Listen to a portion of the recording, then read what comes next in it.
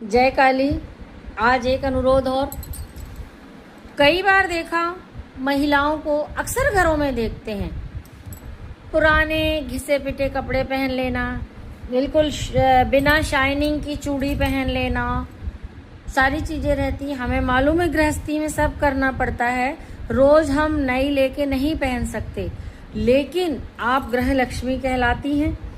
गृह लक्ष्मी को हमेशा टिप टॉप रहना चाहिए।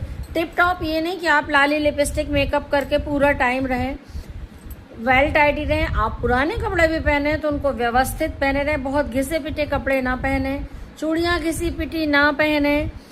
हमेशा नहाने के बाद कई बार ये देखा कि पूजा पाठ सब कर लें फिर कंघी कर लें, मांग में सिंदूर चढ़ा लें, बिल्कुल गलत है ये। आप यदि नहा रहे हैं, नहाने के बाद तुरंत पहले अपने आप को अपडेट कीजिए, कंघी करके सिंदूर चढ़ाइए, तब माँ के सामने जाइए।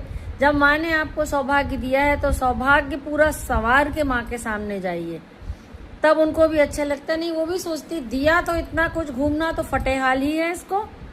और यदि आप फ्रेश एंड टिप टॉप नहीं रहेंगी, बार बार कह रही हूँ मेकअप करना जरूरी नहीं है, आप साफ सुथरे ढंग से रहिए। अच्छा, पुराने कपड़ों को भी व्यवस्थित पड़िए, फटा पुराना नहीं पहनिए। गृहस्थी चलाने में सारी चीजें ध्यान रखनी पड़ती है, लेकिन फिर भी यदि आप लक्ष्मी जी की चाह रख रहे हैं तो गृह लक्ष्मी को कम से कम बहुत अच्छे से रहना चाहिए, पहने ओढ़े रहिए, तभी चीजें चलेंगी। क्योंकि कर्म प्रधान विश्व रचि राखा। आप कर्म ही गलत कर रहे हैं हम लोग, और हम चाह रहे हैं माँ लक्ष्मी आप हमारे घर में आइए। क्यों आइए जब जो दिया है वो तो आप मेंटेन नहीं कर पा रहे हैं।